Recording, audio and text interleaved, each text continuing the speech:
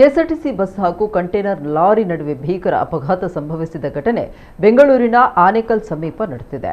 ಡಿಕ್ಕಿಯ ರಭಸಕ್ಕೆ ಕೆಎಸ್ಆರ್ಟಿಸಿ ಬಸ್ನ ಮುಂಭಾಗ ಸಂಪೂರ್ಣ ನಜ್ಜುಗುಜ್ಜಾಗಿದ್ದು, ಅದೃಷ್ಟವಶಾತ್ ಬಸ್ಸಿನಲ್ಲಿದ್ದ ಪ್ರಯಾಣಿಕರು ಸಣ್ಣಪುಟ್ಟ ಗಾಯಗಳಿಂದ ಪ್ರಾಣಾಪಾಯದಿಂದ ಪಾರಾಗಿದ್ದಾರೆ.